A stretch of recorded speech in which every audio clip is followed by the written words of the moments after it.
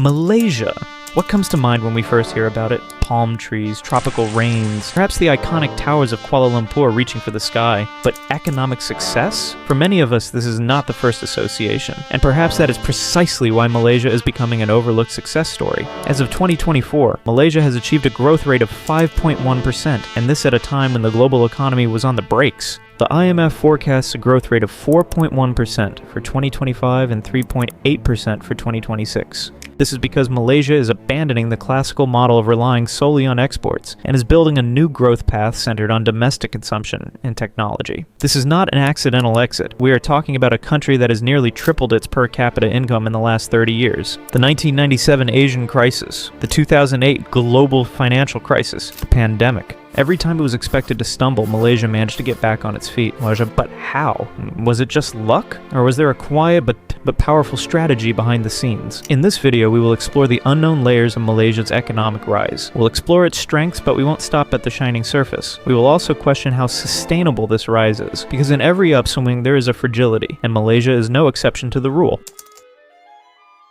Malaysia's rise is no accident. It is a success story of cleverly exploited natural resources, long-term government planning, and decisive steps towards industrialization. But the first pages of this story, it starts with oil and palm oil. Malaysia is one of the world's largest producers of palm oil. It also has considerable natural gas and oil reserves. Since the 1980s, these natural resources have not only generated export revenues, they have also become the main source of funding for the country's development projects. But did Malaysia just sell these riches? And wait, these revenues were carefully diverted. Where? To the education system, to massive infrastructure projects, and most importantly, to strategic sectors such as electronics and manufacturing. And the turning point was 1991. Then Prime Minister Mahathir Mohamad announced the Wawasan 2020, or Vision 2020 program. The goal was clear, to become a high-income, industrialized country by 2020. With this vision, Malaysia shifted away from low-tech exports such as textiles in the 1990s, and moved rapidly into electronics and high-tech manufacturing. Today, production facilities of technology giants such as Intel, Infineon, and Bosch operate in Malaysia. So oil and palm oil were just the beginning. The real challenge was to use these resources as a leverage to build the future. So now the question arises, what has been built on this strong foundation? And what is it that makes Malaysia so attractive to global investors in 2024? If you're ready, we're going to pursue this question in the next episode. Silicon Valley of the East, an economy transformed by technology. When we think of Malaysia today, we no longer think of palm trees, oil, or tropical forests. It is now about technology. And this change is not just the work of a few years. There is a very clear vision and serious investment behind it. In the last 10 years, Malaysia has set itself a very ambitious goal, Silicon Valley of the East, and it has made great strides towards this goal. By 2023, Malaysia has become one of the world's largest semiconductor exporters. Technology giants such as Intel, Micron, and Infineon have moved their production bases here. And why? Because Malaysia manages not only its natural resources, but also its policies strategically. Special tax exemptions for technology investments, training programs that support a skilled workforce, and billions of dollars of investment in digital infrastructure. Moreover, this transformation is not unplanned. Launched in 2021, MyDIGITAL, Malaysia's digital economy roadmap, aims to increase the share of the digital economy in GDP to 22.6% by 2025. But beware, Malaysia does not want to be just an assembly line country in this process. Startups in areas such as fintech, artificial intelligence, and cybersecurity are supported, and local innovation is encouraged. In other words, Malaysia wants to be known for its brain power, not its cheap labor. But there is another side to the story. Is this technology push spreading evenly across all regions? What is the digital divide between rural and urban areas? And is this high-tech development model really sustainable? Now we move on to the critical questions. If you're ready, in the next episode we'll look behind Malaysia's shiny showcase. Malaysia's economic rise may be impressive, but every rise has a threshold, and Malaysia has been waiting at that threshold for a long time, the middle income trap.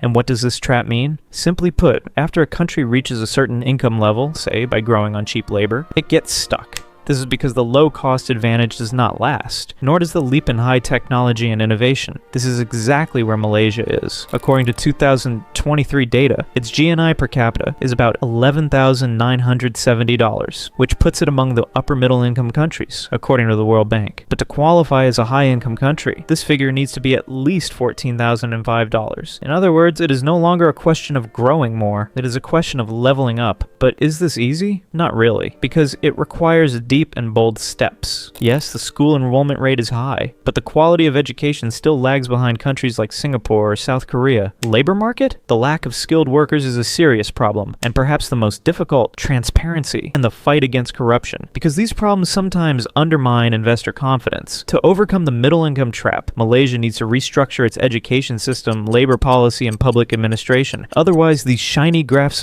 can only remain on paper. But now we move on to another question. How does this growth translate into the everyday life of the Malaysian people? In other words, the question now is this development trickling down to the streets? If you're ready, in the next installment, we'll take a closer look behind Malaysia's shiny shop window. The graphs point upwards. GDP is growing, exports are increasing, the technology sector is booming, but we know that the economy is not just about numbers. The real test is in life, and on the streets of Malaysia, that test is not always passed with flying colors. Especially outside the big cities, the cost of living is crippling. In recent years, the rise in staple food prices has created a real crisis for low-income families. According to data released in 2023, food inflation amounted to 4.8%. While this rate may seem manageable in reports, for a rural family, that increase directly translates into the hunger limit. The housing issue is another wound. Even the middle class now sees owning a house as a dream. Young people live with a high debt burden. Credit cards and personal loans are through the roof. Savings? It is gradually melting away. There is also the reality of brain drain. Some of the university graduates and well-equipped young people have turned their route abroad because they cannot find the life they dream of in their home countries. This picture tells us something clear. If growth does not reach the pockets of the people on the street, that growth is not sustainable. So how might all these vulnerabilities affect Malaysia's future journey? And behind this glittering story of development, is there a bigger fracture lurking? Malaysia's rise is indeed impressive, but every rise has its test, and that test starts with instability. The first vulnerability, external dependence. Malaysia's economy relies heavily on exports. Sudden fluctuations, especially in sectors such as in electronics and semiconductors, can directly undermine growth. The smallest drop in global demand can have a knock-on effect on Malaysia. The second risk, income inequality. The rising prosperity in urban centers is not felt at the same pace in rural areas. This increases the sense of social injustice. Let's not forget that economic inequality hurts not only our pockets, but also the peace of society. The third, and perhaps the most critical vulnerability, political uncertainty and weak governance. Some strides have been made in the fight against corruption, but in the 2024 CPI, Malaysia ranked 57th with a score of 50, which still raises the concerns about transparency and investor confidence. But is there no hope? Of course there is. Malaysia is opening the door to new opportunities with its green energy investments, digital transformation, and strategic position within ASEAN.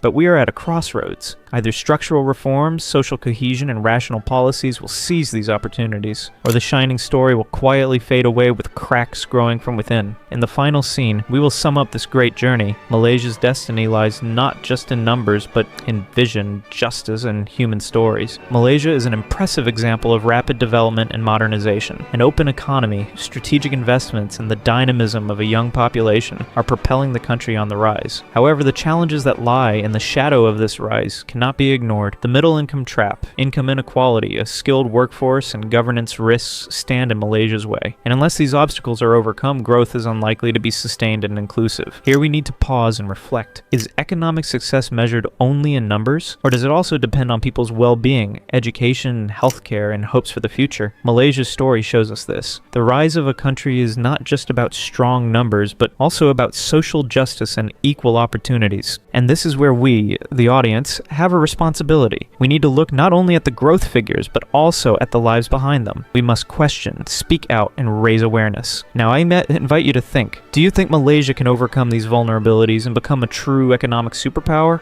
Or is this exit just a temporary flash in the pan? Let me know in the comments, and don't forget to subscribe to the channel so you don't miss this kind of content. We will continue to tell the economy through human stories, not just numbers.